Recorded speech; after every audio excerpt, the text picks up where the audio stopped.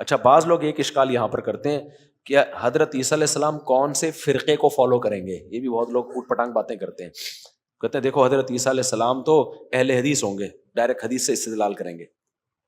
بعض لوگ ایک صاحب نے مجھ سے یہ سوال پوچھا تھا کہ حضرت عیسیٰ علیہ السلام حنفی ہوں گے یا شافعی ہوں گے یا مالکی ہوں گے یا حنبلی ہوں گے.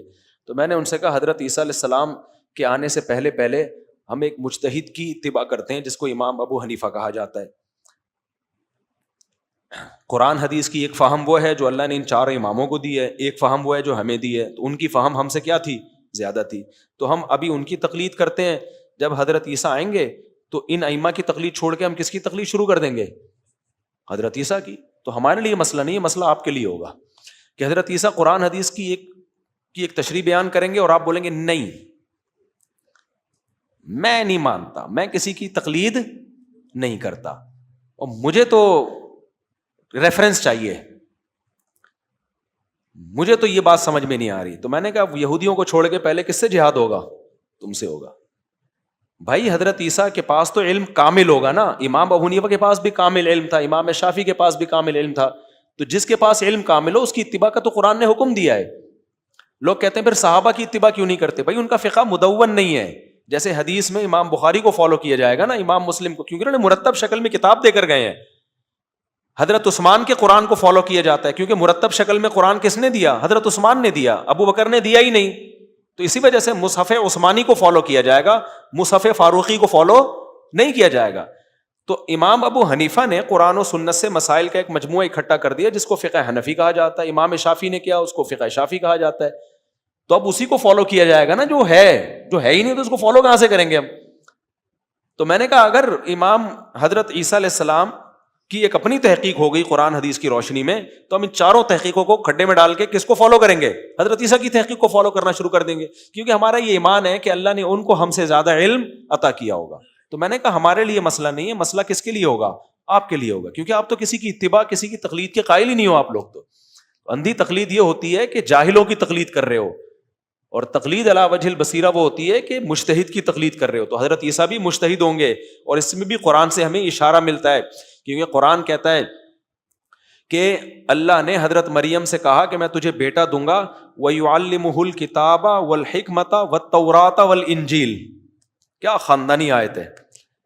اے مریم تجھے بیٹا ملے گا بغیر شوہر کے، اللہ اس کو کتاب کا علم بھی دے گا، حکمت کی باتیں بھی سکھائے گا، وَالتَّوْرَاةَ وَالْإِنْجِيلَ، تورات بھی سکھائے گا اور انجیل بھی. بھائی انجیل تو سمجھ میں آتی ہے، حضرت عیسیٰ پہ نازل ہوئی. تورات بھی سمجھ میں آتی ہے، موسیٰ پہ نازل ہوئی. حکمت بھی سمجھ میں آتی ہے جو حضرت عیسیٰ کی اپنی باتیں وہ حکمت کی. الکتاب کیا ہے؟ نہیں آئی میرا خیال ہے بات. اللہ کہہ رہا ہے کہ اے مریم تجھے جو بیٹا ملے گا نا اس کو اللہ کتاب بھی سکھائے گا، حکمت بھی سکھائے گا، تورات بھی سکھائے گا اور انجیل بھی سکھائے گا. بہت سے علماء اس طرف گئے یا الکتاب، ال کا لفظ عربی میں جب کسی چیز کو خاص کرنا ہوتا ہے نا اس کے لیے ال ہوتا ہے. مثال کے طور پر میں نے ایک کتاب دیکھی تو میں آپ سے کہوں گا رأیت کتابن، میں نے ایک کتاب دیکھی ہے. میں یوں کہوں گا، میں یوں نہیں کہوں گا رأیت الکتاب، الف لام نہیں ڈالوں گا میں اس کے اوپر. یہ کتاب آپ کے دماغ میں آ گئی، اب جب میں دوبارہ اس کا تذکرہ کروں گا تو پھر الکتاب کہوں گا، وہی کتاب جس کا پہلے تذکرہ ہو چکا ہے، خاص ہو گئی نا وہ. میں کہتا ہوں جاءنی رجل، میرے پاس ایک بندہ آیا، الرجل نہیں کہوں گا میں، رجل کہوں گا. لیکن جب وہ متعین ہو گیا تو پھر میں کہوں گا قال الرجل، وہ جو آیا تھا نا بندہ، الرجل، اس نے مجھے یہ کہا. تو الکتاب کا مطلب مخصوص کتاب ہے، اور الکتاب قرآن، ذالک الکتاب لا ریب فیہ کہتا ہے نا، یہ الکتاب ہے قرآن کو. بہت سے علماء اس طرف گئے، اس سے مراد ہے قرآن. اور علماء نے اس آیت کو دلیل کے طور پہ پیش کیا ہے کہ خود یہ آیت بھی حضرت عیسیٰ کے دوبارہ نازل ہونے کی دلیل ہے، ورنہ حضرت عیسیٰ کو قرآن سکھانے کی ضرورت کیا تھی؟ تو اللہ نے چونکہ اس امت میں نازل کرنا تھا تو اللہ میاں کو پتا تھا عیسیٰ علیہ السلام آئیں گے تو ان کو پہلے سے قرآن کا پورا پراپر علم دے دو.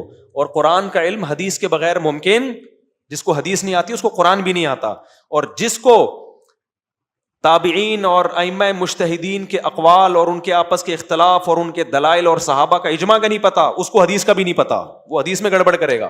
تو پراپر جو دین کا علم ہوتا ہے نا وہ اللہ نے حضرت عیسیٰ علیہ السلام کو پہلے سے دیں گے. دو چیزوں کے بعد انسان مجتہد بنتا ہے کہ علم میں کامل ہو جائے, دوسرا استدلال, قرآن و سنت سے مسائل نکالنے کا اللہ فہم دے دے. یہ دو چیزیں جس میں جمع ہو جائیں تو ایسے ہی شخص کی تقلید کی جاتی ہے. تو ہم حضرت عیسیٰ کے نازل ہونے کے بعد ابو حنیفہ کو چھوڑ دیں گے, کیونکہ ہمارے پاس ان سے بڑے مجتہد, بولو, ان سے بڑے مجتہد آ گئے, تو ہم کہیں گے چلو ہم آپ کو فالو کریں گے. مسئلہ آپ کے لیے ہوگا, پھر بھی آپ کبھی جہلم والی سرکار کا ریفرنس دو گے, کبھی آپ ادھر جا رہے ہوگے, کبھی ادھر جا رہے ہوگے. تو ہمارے لیے مسئلے نہیں ہیں. مسئلے کس کے لیے میرے بھائی؟ آپ کے لیے.